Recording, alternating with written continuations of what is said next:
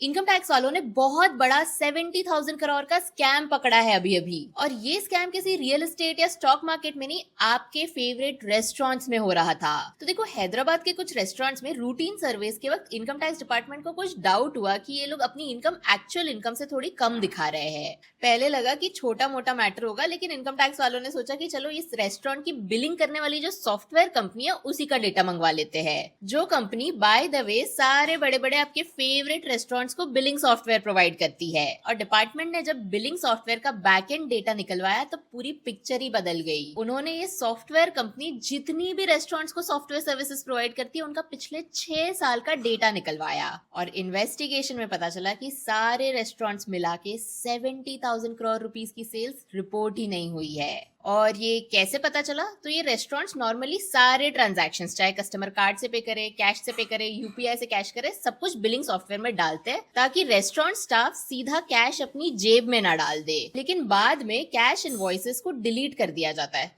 देखो, कार्ड और UPI payment का रिकॉर्ड तो सीधा बैंक में होता है, तो उसको डिलीट नहीं कर सकते, लेकिन कैश तो बोल सकते हैं कि हमारे पास आई ही नहीं। तो कैश बिल्स हटा दो, रिटर्न्स में कम टर्नओवर दिखाओ और कम टैक्स पे करो। लेकिन अब जब डिजिटली कोई भी रिकॉर्ड क्रिएट करते हो तो वो क्लाउड में सेव्ड रहता है, चाहे आप बाद में डिलीट ही क्यों ना कर दो। अब इन पे लगने वाला है बहुत सारा टैक्स, पेनल्टी, जीएसटी, सब कुछ। तो याद रखो, अब ऑनलाइन एज में डिजिटल फुटप्रिंट से बचना बहुत मुश्किल है। आपने एक बार एक रिकॉर्ड क्रिएट कर दिया तो वो हमेशा के लिए रहता है, चाहे आप बाद में डिलीट ही क्यों ना कर दो। तो अपने टैक्सेस सही से फाइल करो, क्योंकि डिजिटल एज में अब कुछ भी छुपने वाला नहीं है।